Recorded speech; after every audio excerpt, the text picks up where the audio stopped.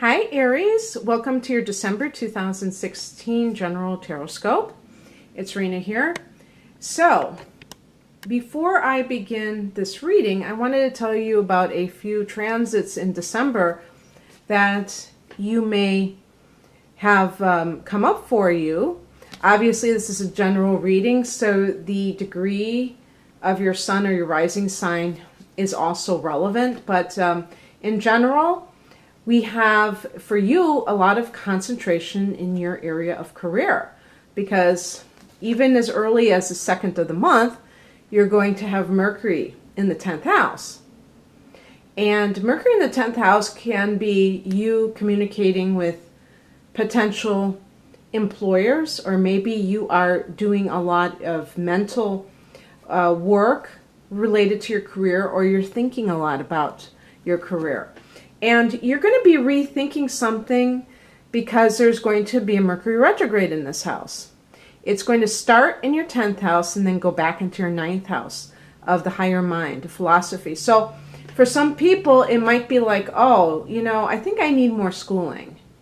Or, oh, I'm not sure this is really what I want to do with my life. And almost making it into this philosophical thing. So we also have Venus in that house for the first week of the month. So some people could meet a love partner in their career, on the job. And then Venus goes into your 11th house, which is a good place for funding your dreams or your goals. Venus can bring money to a house. It can also be good for harmony with friends and, having, maybe even finding a love partner in a group setting. Mars is starting the month in this 11th house as a rabble-rouser. Somebody very passionate maybe about an issue, and, I think of political groups and things like that. And be careful of any fighting between you and friends, because Mars can bring contention. But then it goes into your 12th house on the 19th of the month, the same day as the retrograde. And so for somebody who's ruled by Mars, to have Mars in the 12th house, it's like somebody took your limbs and just like completely hogtied you or something. That's not where you want to be. So you're going to have to realize that towards the end of the month, the last half of the month, you may be a lot quieter, and it may even be, I would even say, might even be imposed from the outside. Something causes you to be less social and involved, and that's a good thing, because it gives you that downtime, and it gives you time for reflection, which Aries, you're such a, active type of a sign that you are not naturally inclined to be someone who reflects on your life that much. And that's not saying anything bad about Aries at all. It's just saying that that's how you roll. And there's other hits to that 10th house, because the sun goes there on the 21st. That's general well-being. And then you have the new moon on the 29th. So you have a lot of hits to your career sector. So new beginnings in career. And there's going to be a full moon that hits your 3rd house of communication, Gemini. And this is happening on the 13th. So it's the 3rd house of communication, but it can also be connected to siblings. So you may find out about a sibling.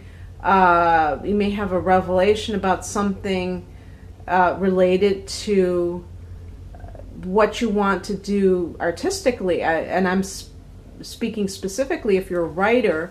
The 3rd house is all about that, and you may kind of come up with this idea that how to end your novel, or how to begin your novel. And the 3rd house is also a house of contracts and things like that. So you may be, but I would say especially with anything to do with, and maybe you're ending some kind of training course that you took recently, and because the full moon can bring the culmination or the ending of something. Okay, so on with the countdown. Let me see here.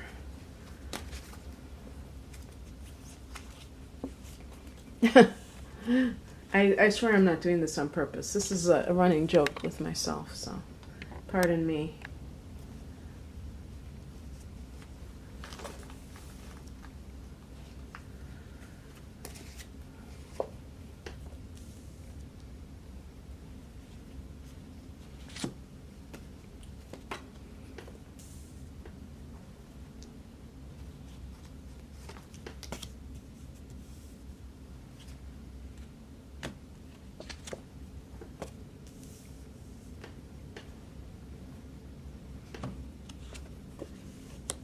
Okay. The overall theme is the Six of Cups. This card I've been drawing over and over and over and over again in the last couple months, even in private readings, but definitely in the public readings or the YouTube readings. The Six of Cups is a card about a nostalgia, the past, childhood, the good old days, but it can be a card of soulmates, and this is what I'm suspecting is going on here, why I'm picking this card so often again. You've been hearing this stuff about twin flames, maybe, and this could be connected to that because I've been hearing a lot of that. If somebody puts twin flames in the title of their video, they're probably going to get, 3 times as many hits because it's very popular right now. I don't know all that much about it. I think it's like the other half of your soul or something, you reincarnated soul you come across. So it's the other half that makes one whole. That's what I think it means. But in any case, let me just keep going so that I can figure this out. Now, the cards that sandwich it for the past and the present are both kind of contentious cards, or both angst-ridden cards. The Five of Wands is a card of like battling. And this is something that, some of you may admit that your relationships deteriorate into, where it's competitive or it's just contentious, where there's a lot of fighting. And I'm not talking about physical fighting, I'm just talking about conflict. And Aries, is a sign that needs to channel their aggression. And they need to fight. You need to fight for a cause. That's why I mentioned about Mars in the 11th house. That's a chance for you to get up on your soapbox and, save the whales. But it's not good to turn that aggression onto a personal relationship. And sometimes that happens. And it's not because Aries are mean, bad people. It's because you just are natural fighters, Aries can even be boxers, and you have a lot of pent-up energy. And it has to be channeled, constructively. But it could, you're also a competitive person. And so in relationships, it's almost like who's going to be the top dog and all these, these power issues and things like that. Now, what I'm thinking is that with some of you, maybe you're in an unhappy relationship and you've been in contact with somebody from your past. And the current state is a feeling of anxiety. Now, why would you have anxiety if you met with somebody from your past? Because you're still with that other person. We could look at what signs are these people. There could be fire signs involved. Could be water signs. Maybe the person that you're in love with is a water sign. Cancer, Scorpio, Pisces.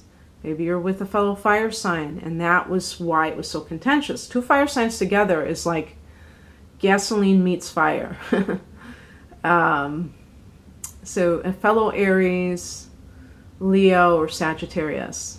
I'm in a double fire sign relationship. It can get pretty loud around here. And perhaps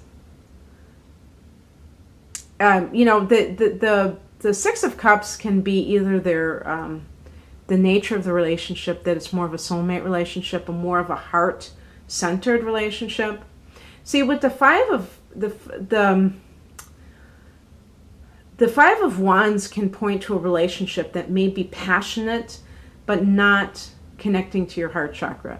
It might be very sexually exciting. It might be very emotional, not emotionally charging, but just charging your passions, or, riling you up, really. And so you feel a sense of oppression, and you don't know what to do.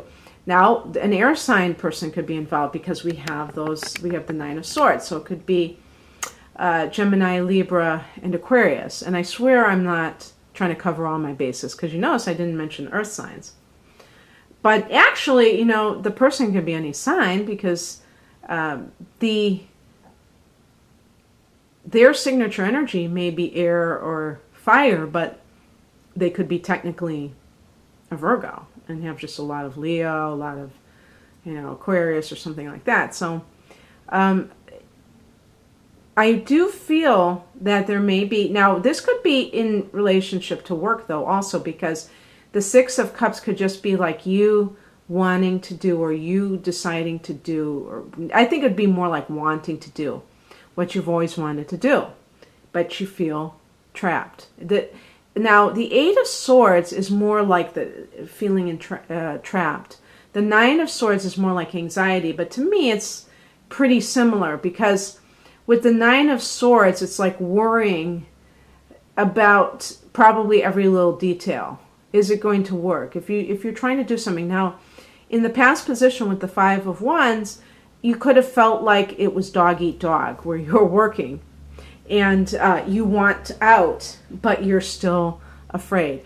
Now, being afraid isn't typical of most Aries people, but of course, you guys run the gamut.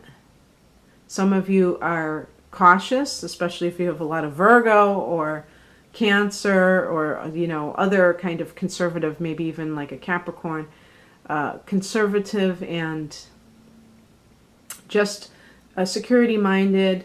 But others of you may be much more, some of you are just, devil may care, but some of you are going to be possibly fearful. And, because of what has happened kind of with these outer planets like Pluto and Uranus in these cardinal signs, they have thrown you, for a loop. So you may have had a lot of unpredictable events happen to you in the last 8 years or so, and you may have felt like you don't know, what's going to happen next, and that can make you a little bit apprehensive, even the most confident Aries person. So I can understand you on either level. The higher message is the High Priestess, so they're asking you to go within and to really seek out your intuition, honor your intuition. You may have suspicions about something, and that's what's causing your anxiety anyway. Maybe you have reunited with somebody, maybe it was a high school sweetheart or something, but there's still something maybe that they haven't told you. Maybe you're afraid that they're not being straight with you, something hidden. Same with any kind of workplace situation. You feel trapped, and yet you also, one of the reasons you feel that anxiety is because maybe you sense that people are keeping things from you. What crosses you is the Eight of Wands, and this is a card of receiving very exciting news and quick messages and fast-moving events. So it's kind of like being stalled. And we do have a Mercury retrograde, as I think I stated. So In December, now I think in a weird way, it's kind of lucky that we have that Mercury retrograde around the holiday times, the last half of December, because things tend to slow down. There are many holidays in December, including Hanukkah and Kwanzaa, but Christmas is the one that there are actual legal holidays in certain places of the world. So that may make it a little bit easier to deal with if you're trying to get something done, but it does go into the new year. So just like last year, we had a Mercury retrograde like right in that first week of the month. We're going to start the year with a Mercury retrograde. So it's just kind of like, okay, things don't feel like they're moving forward. It almost is like tying up loose ends in a way. And so this may just mean that something is not being, delivered at the time that you want. Now, you do have the Mercury retrograding in your 10th house of career. So if anybody's waiting for word from a potential employer, it may be delayed. It doesn't mean that it's gone forever. But, Aries tends to be impatient, and that may, create some frustration in you. Hopefully, like I say, because of the holiday, it will not be as glaringly obvious.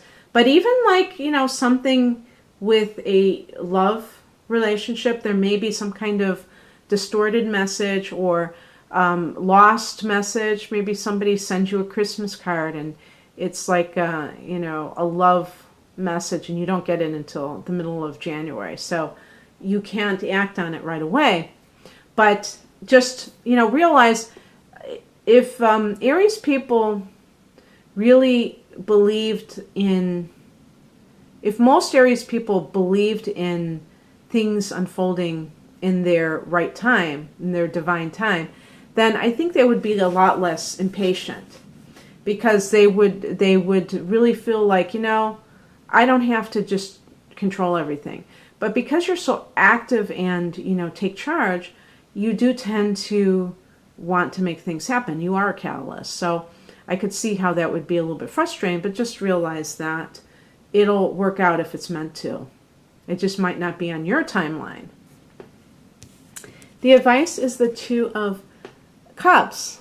So this could be a card of reconciliation with someone.